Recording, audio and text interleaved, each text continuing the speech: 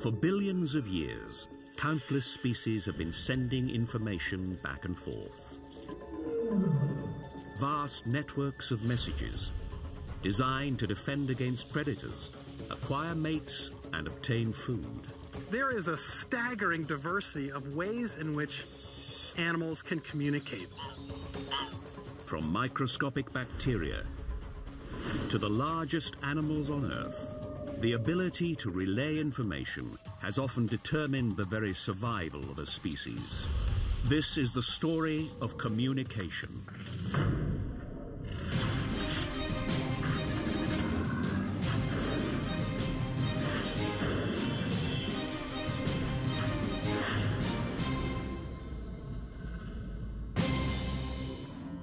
Survival of the fittest.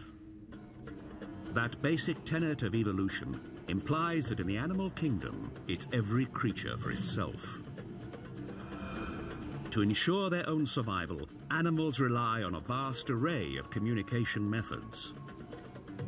Visual, chemical, vocal, and gestured. How effectively animals communicate can mean the difference between life and death. These researchers are investigating the lines of communication between prey and their predators. In this experiment, a snake is given the choice between two frogs. Which will it eat? The message of the poisoned dart frog is loud and clear. My bright, colorful skin is toxic. I am a deadly meal. The other frog isn't communicating anything at all.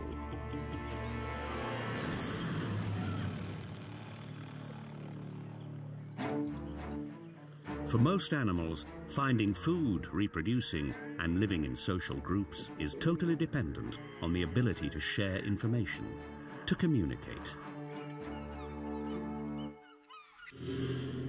And our world today is entirely dependent on an organized flow of information. But humans aren't the only species whose lofty status in the natural world is owed to its power of communication. Communication was also the evolutionary engine for creatures that first appeared 150 million years ago. A type of insect that would ultimately become one of the most numerous organisms on the face of the Earth. Ants. There are a lot of ants in the world. If you took all the land animals and put them on a scale together and weighed it, 20% of what you just weighed would be the big pile of ants sitting on the scale. But what can explain how such small, defenseless creatures became such evolutionary giants? Deborah Gordon and her colleague Mike Green have spent years investigating the collective power of ants.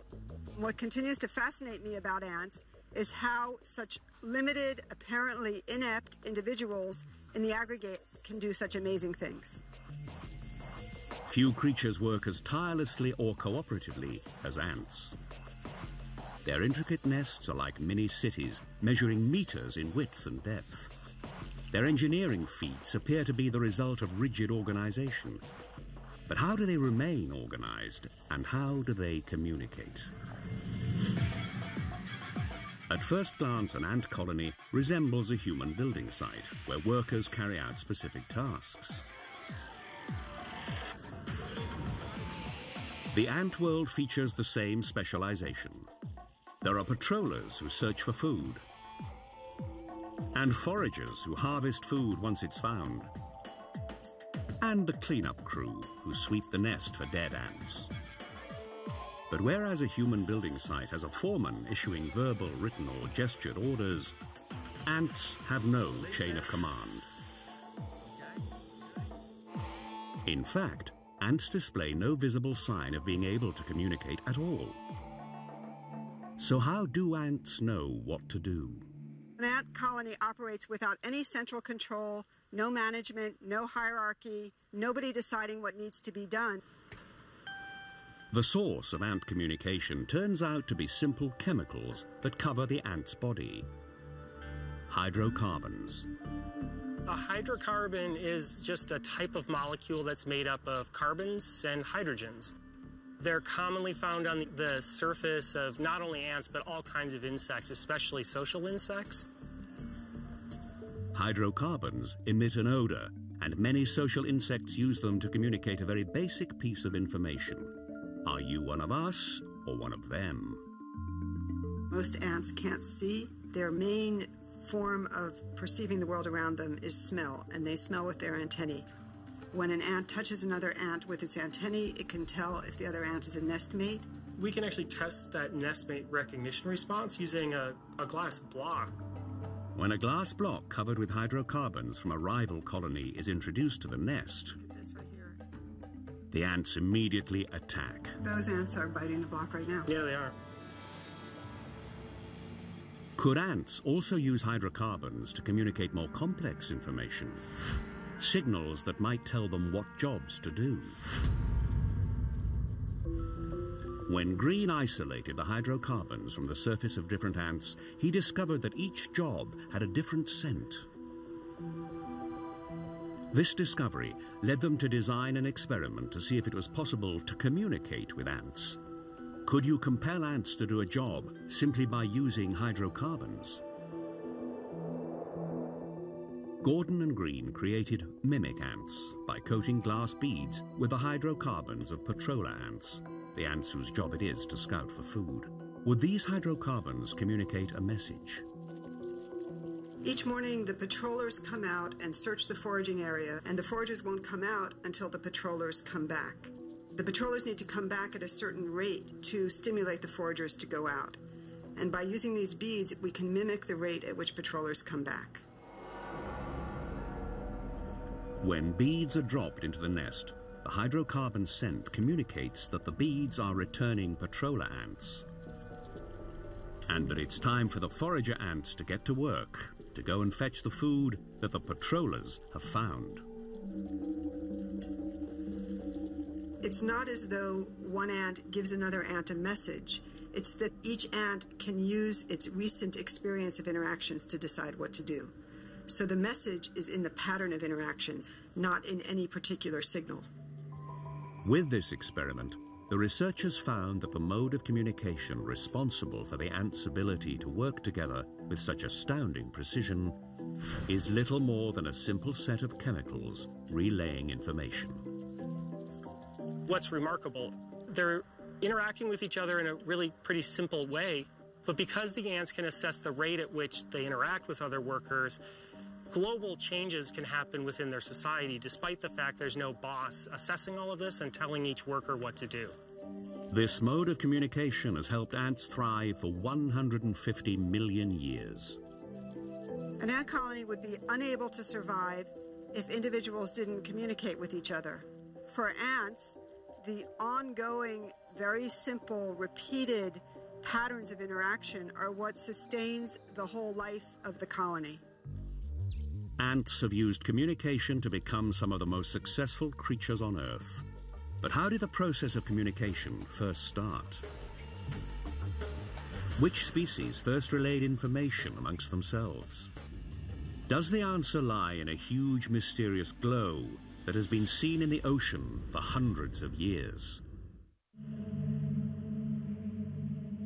Over time, chemical, visual and vocal forms of communication have evolved again and again, helping animals to flourish in virtually every environment on the planet. How did this astonishing process of relaying information begin? A strange occurrence in the ocean may shed light on the very first form of communication. Not long ago, orbiting satellites picked up a strange glow in the sea off the Horn of Africa. Tens of thousands of square miles of ocean were lit up. It was a phenomenon known as milky seas. Similar occurrences had been witnessed for centuries, but with no explanation. If you read 20,000 Leagues Under the Sea or other sort of seagoing novels, there'll be some very accurate descriptions of milky seas that the characters in the book have experienced. The source of the Milky Sea was revealed to be bioluminescent bacteria, a species of tiny microbes found at sea. Why were trillions of marine bacteria lighting up all at once?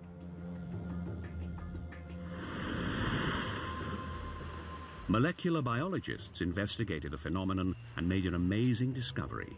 Bacteria talk to each other. Bacteria do communicate. They obviously don't have words like we do. What they use for their words are chemicals. So they exchange chemicals as their language, and it allows them to do different things. Molecular biologist Bonnie Bassler studies how individual bacterium release chemical molecules to signal their presence to other bacteria. As they're growing and dividing, they're making and releasing small molecules that you can just think of like hormones or pheromones. And when the molecules hit a particular amount, all the bacteria would recognize those molecules were there. It would tell them about how many neighbors they would have, and then they would all turn on light in synchrony. Bioluminescent microbes are one of millions of different bacterial strains that communicate in this way. How do they do it? Bacteria often act like a legislative body. Wilson of Ohio. To achieve anything important, they need to work as a group. And to do this, they first need a quorum, the presence of a critical number of individuals who emit molecules to each other. So we call this phenomenon quorum sensing. The bacteria vote with these little chemical votes. They count the vote, and then the entire group acts together.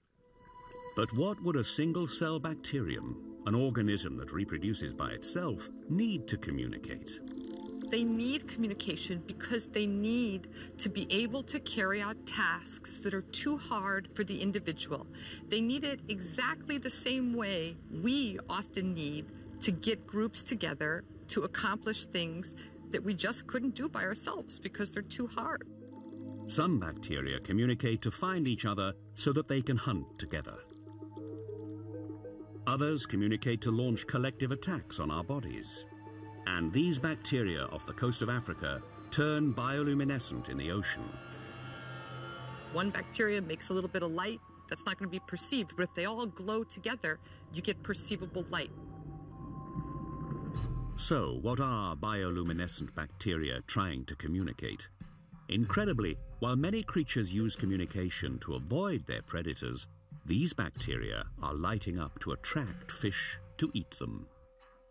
In the case of bacteria, they actually live inside the guts of other animals. So for them to be eaten by a fish is actually a favorable thing. They want to be in that intestinal environment. When they get together in these colonies, they produce a glow, and some fish will be attracted to that light and come along and eat it. The product of the Earth's most primitive organisms, milky seas, are believed to be a remnant of the planet's very first communication. But for Bassler, talking bacteria are about far more than bioluminescence. The way they communicate reveals how cells, the building blocks of complex life, first came together. Bacteria, because they have chemical communication, we think that they invented the way that groups of organisms or cells work together to do things cooperatively. Such cooperation among cells is what creates and maintains the organs that run our complex bodies. The mechanisms bacteria use to do this chemical communication are very analogous to the strategies used by the different cells in your body to make groups and to carry out particular tasks, like your kidney cells and your heart cells and your muscle cells. In the billions of years since bacteria first relayed information, life forms have become more complex. And the process of chemical communication has been refined and manipulated by a variety of different species, all with the same purpose: survival. These California ground squirrels use chemical scents that they secrete to mark their territory. But by doing so, the squirrels unwittingly communicate their whereabouts to their main predator, the rattlesnake. Rattlesnakes have an amazing sense of smell that they use to hunt their prey.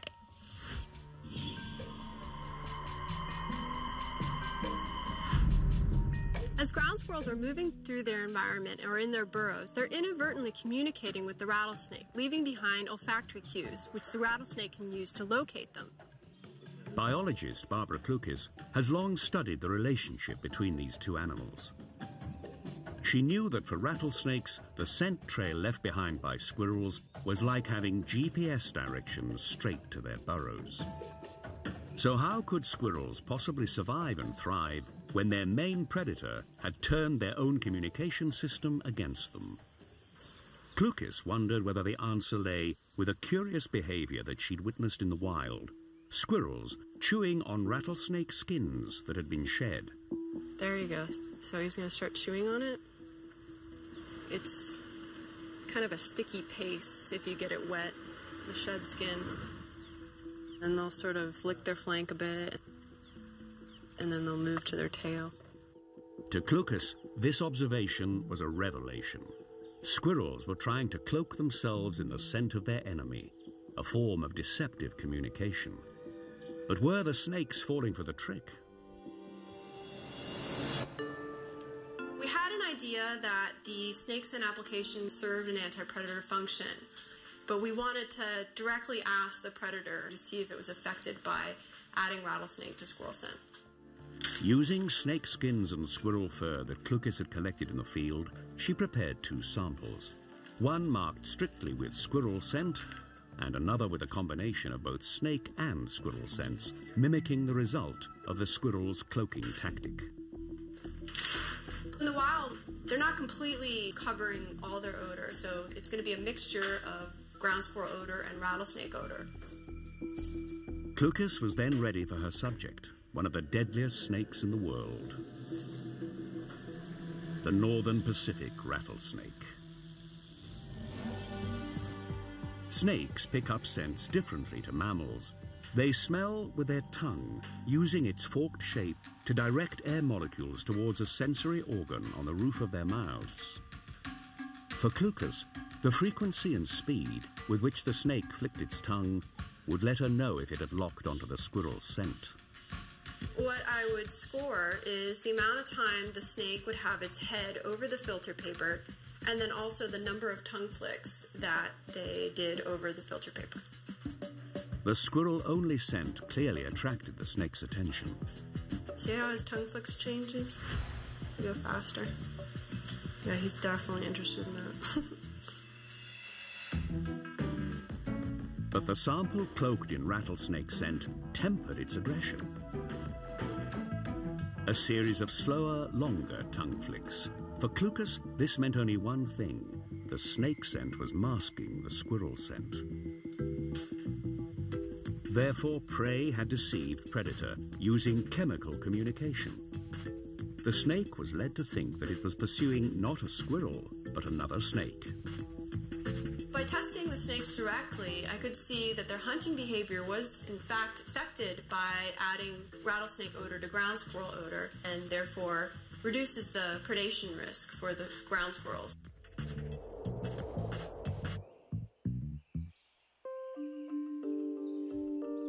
Billions of years after it was invented, ground squirrels have advanced chemical communication, using it to outwit their predators and ensure their own survival.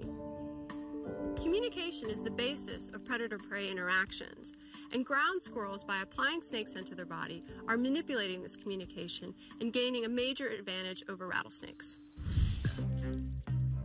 For sending instructions or evading predators, chemical communication can be key.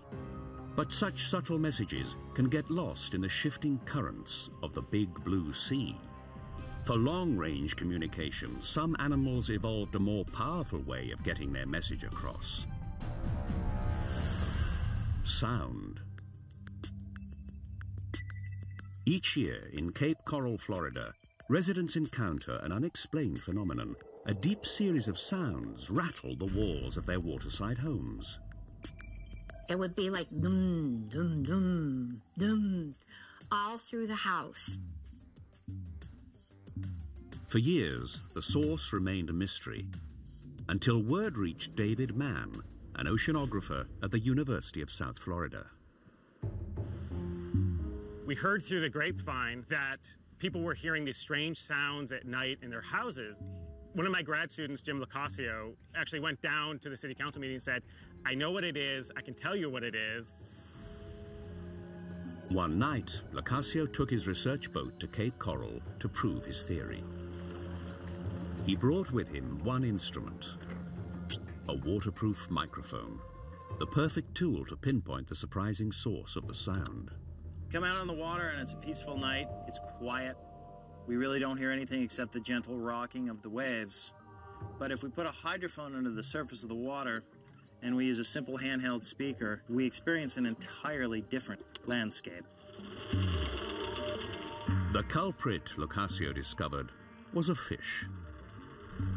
One with an apt name, the black drum. Locascio had long known that male drumfish are some of the loudest creatures in the sea. He also knew that they didn't make that noise for the sake of it. They were communicating with one another. These are all males advertising themselves to females that will ultimately choose who they mate with. For a male drum, being loud increases their chance of passing on their genes. The males are making this sound going ba-boom, ba-boom, ba-boom to attract females, and they like to do that between 7 and 2 a.m., just when people are trying to go to bed. So the sounds are so loud, they travel right through the seawall, up into the house. It's amazing. You can go out into the driveway of these houses, put your head down, and hear the sound of the fish coming from 100 yards away. But why is sound such a powerful channel of communication in the ocean? Light is in short supply in the sea. Chemicals quickly dissipate. But for sound, water acts as the ultimate conductor. Sonic signals pass between the dense molecules of water like an electric current, traveling further and 5 times faster than on land. Sound for animals that live underwater travels great distances and weakens very little over those distances. And so it's no surprise to learn that many marine animals rely on sound as a communication channel. Scientists have long known that fish make an array of noises, from clicks to chirps to croaks. It's likely that their common ancestors, the first fish who evolved 500 million years ago, couldn't produce such sounds. But then fish evolved organs that would allow some of them to be master communicators. As fish evolved, they evolved a swim bladder, which is an air bladder that's inside their stomach that they use to maintain buoyancy. Fish initially used this adaptation solely for hovering in the water column. But over time, it evolved into the instrument that would give drumfish their name. They've evolved these special muscles that twitch extremely rapidly. They're the fastest known twitching muscles in the vertebrate world. And they basically contract their muscles together and beat the swim bladder like a drum. This adaptation helped the male drumfish attract mates.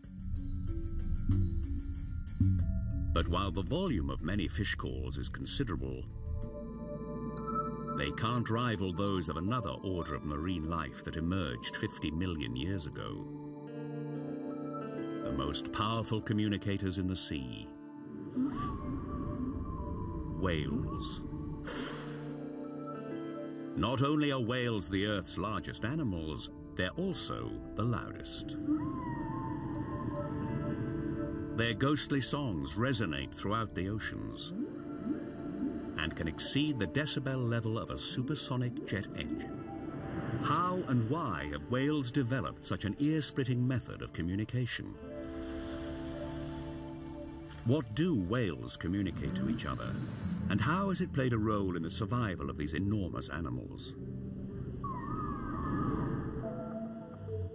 It's the beginning of the 21st century, and we've only really just been listening to the ocean on a proper scale for less than a decade.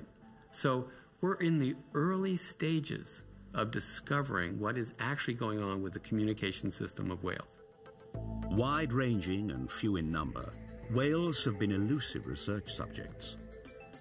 But Chris Clark, a bioacoustics expert at Cornell University, wondered if he might be able to decipher the messages in whale communication. From here up is already connected. But in order to do that, he had to work out a way to track them. Collaborating with other marine research groups, he devised a way to eavesdrop on whale conversations. We designed and developed these auto-detection buoys so we can get information back rapidly over the satellite system. We also distribute a network of bottom units, these pop-ups, that collect data continuously. The pop-ups are positioned to capture every whale call within a 300-mile radius off the coast of New England. You ready? 1, 2, 3. Once the pop-ups are retrieved, the recordings are sent to Clark's lab at Cornell. He and his team are then able to use the whale's calls to precisely map their movements. We acoustically locate the animal using the known positions and the speed of sound, and measuring the time differences. We can actually position the animal in the bay. For years, scientists believed that whales were loners who rarely interacted with other members of their species. But the acoustic maps pointed Clark towards a surprising discovery. So here are two whales that are counter-calling back and forth, and they're going to join up. They join up, move, then split up. One goes to the east, one goes down here, joins up with another whale. This one goes up here, joins with another whale. So there's this constant chatter back and forth of everybody's checking in and calling and then joining up. Clark's data reveals that these whales are actually social animals that travel in loose-knit groups to share food and find available mates. But unlike other social animals that live and travel in close proximity, whales traverse huge swathes of open water.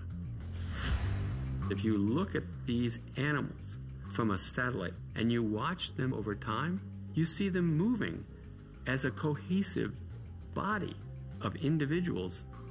It's an acoustic herd, and the herd is spread over 100,000 square miles. To communicate over these large distances, whales developed powerful low-frequency calls. With the right conditions, the bass notes of some whales can traverse entire oceans. I can hear a whale that's singing off of the coast of Canada when I'm in Puerto Rico. The voice is so low and radiates through the ocean so efficiently that it travels almost as though it's a laser. It just travels very, very efficiently in the ocean. For millions of years, these giant animals have used this channel of communication to ensure their survival. But as it turns out, another group of titans is now operating on the same frequency: ships. Most of the time, you just hear this fog, this noise. It's indescribable. It's just sort of there. And it's been increasing, doubling in size every 10 years. Human hunting has driven many whale species to the brink of extinction. Clark now wonders whether human noise will eventually push them over the edge. If I only have a chance to communicate with you 1 out of 10 times, how do I tell you where the food is? How do I tell you whether I'm a high-quality male? I evolved to communicate over this scale, and now I'm forced, not because of anything else other than noise, to live in that world. Our continued disruption of whale communication appears inevitable. Only time will tell whether the world's largest animals can evolve to overcome this challenge. Whales used sound to conquer the ocean, but on land, animals would need special equipment to safeguard their survival.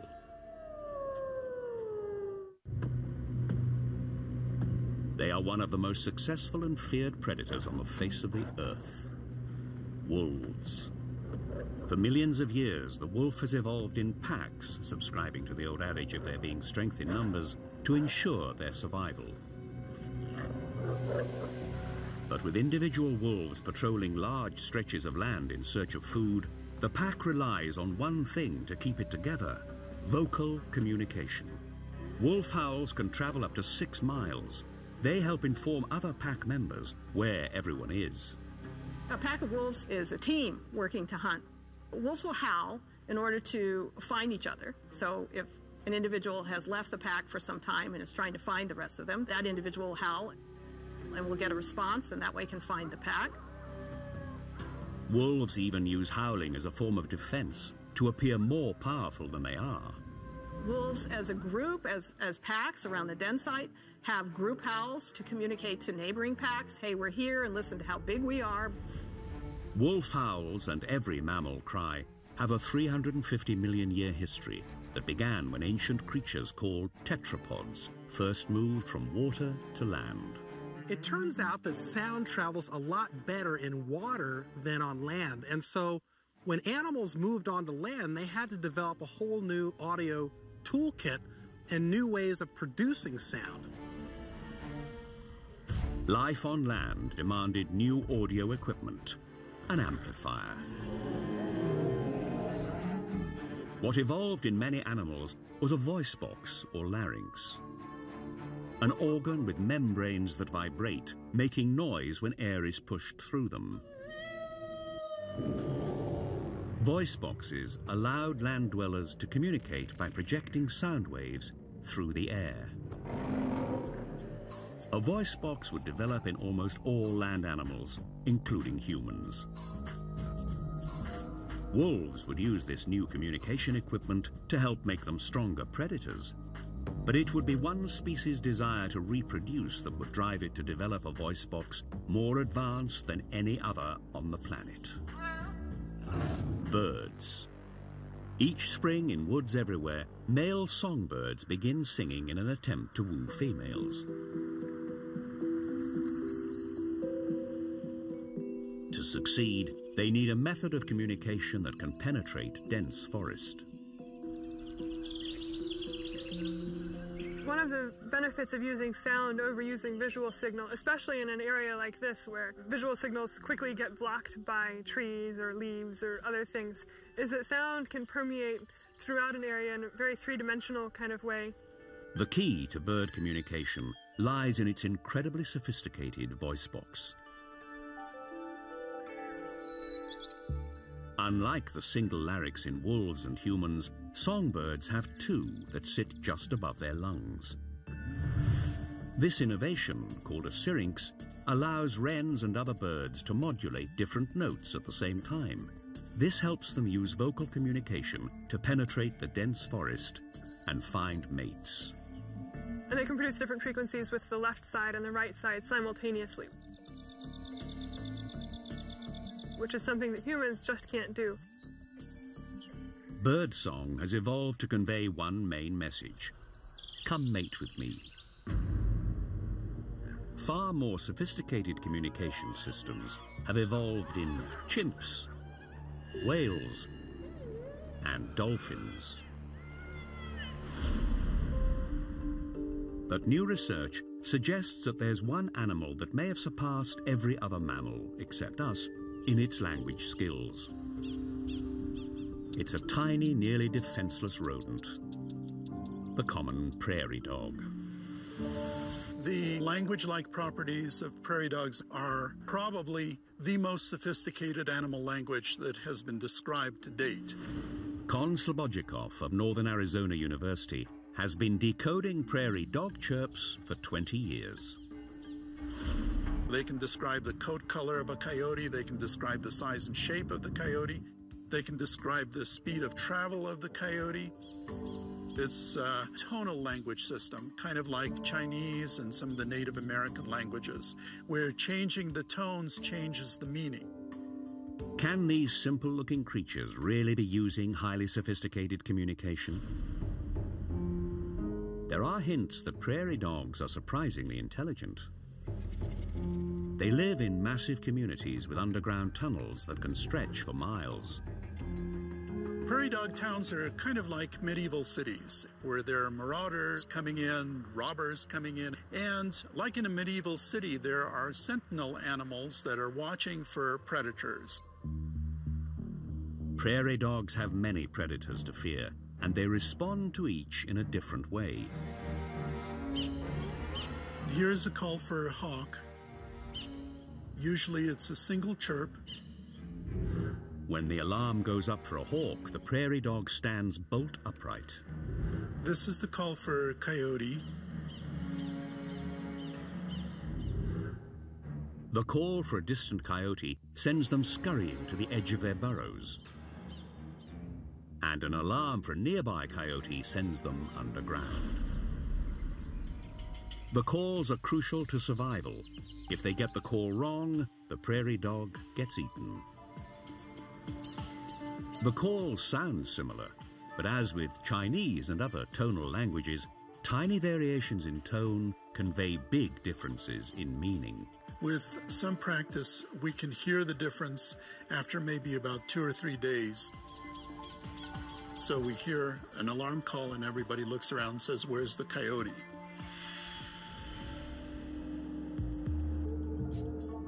Over the years, Slobodchikov and his team have compiled a dictionary of prairie dog by simulating different predator attacks and recording the calls.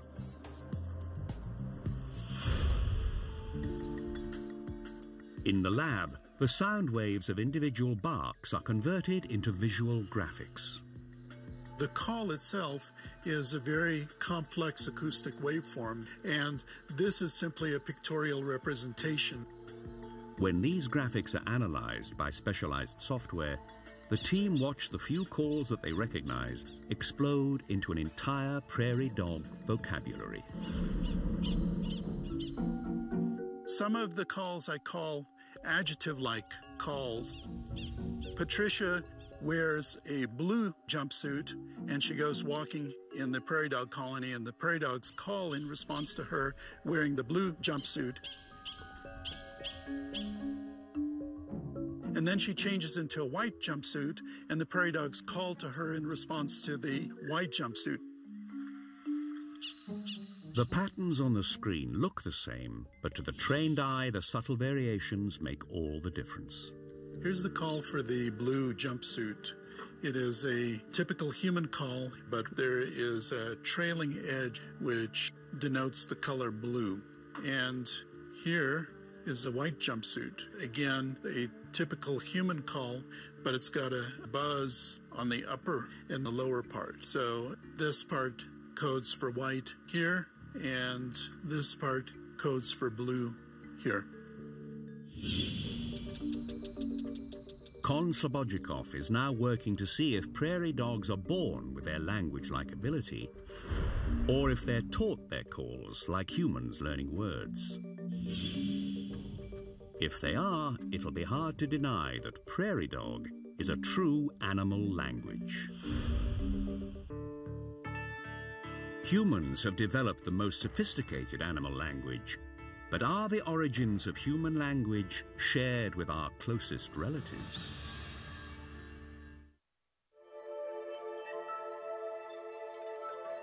Our ancestors managed to invent the most sophisticated form of communication on Earth.